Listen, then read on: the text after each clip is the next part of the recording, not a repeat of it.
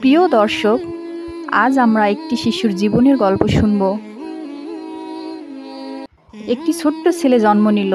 নির্মল মুখ, নিষ্পাপ চোখ, মায়ের দোয়া আর বাবার আদরে সে বড় হতে লাগলো। আল্লাহ বলেন, আল্লাহ তোমাদেরকে মাতৃগর্ভ থেকে বের করেছেন আর তোমাদের কিছুই জানা ছিল না। সূরা নাহল আয়াত ৭৮।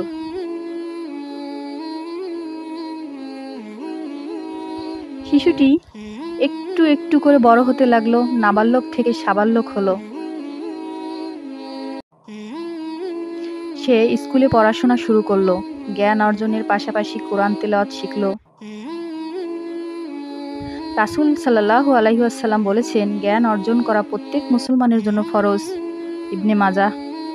যুবক হওয়ার পর সে বাবাকে কাজে সাহায্য করলো। আল্লাহ বলেন, তোমরা আল্লাহ ছাড়া কারো ইবাদত করো না এবং পিতামাতার সাথে সৎ ব্যবহার করো। সূরা বনী ইসরাইল আয়াত ২৩।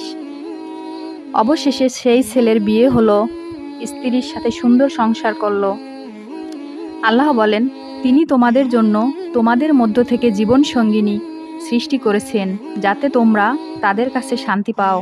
সূরা রুম আয়াত ২১। এরপর তাদের সন্তান জন্ম হলো। সন্তানের লালন পালন করতে লাগলো।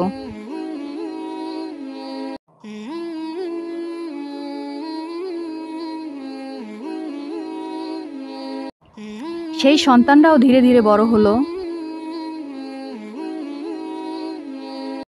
তাদের বিয়ে হলো আর নাতি নাতনি জন্ম নিল। এক সময়ের সেই শিশু যে একদিন মা বাবার কোলে ছিল,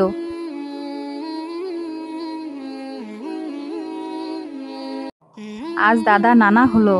কিন্তু হে মানুষ, এই দুনিয়ার জীবনে অস্থায়ী। এক সময়ের সেই ছোট্ট ছেলে বৃদ্ধ হলো, দুর্বল হলো। অবশেষে মৃত্যু তাকে এসে আলিঙ্গন করলো। মানুষ জানাজা দিল, কবরে শুয়ে রইল সে। আল্লাহ বলেন, প্রত্যেক প্রাণী মৃত্যুর স্বাদ গ্রহণ করবে। সূরা আলে ইমরান আয়াত ১৮৫। এবং রাসূলুল্লাহ সাল্লাল্লাহু আলাইহি ওয়াসাল্লাম বলেছেন, বুদ্ধিমান সেই ব্যক্তি যে নিজেকে হিসাবের জন্য প্রস্তুত রাখেন এবং মৃত্যুর পরের জীবনের জন্য কাজ করেন। এই গল্পটি শুধু একটি শিশুর জীবনের গল্প নয়, বরং আমাদের সবার জীবনের বাস্তব চিত্র। আমরা জন্ম নিই, বড় হই, সংসার করি, অবশেষে মাটির নিচে গিয়ে শেষ হই। হে আল্লাহ, আমাদের সবাইকে ঈমান দান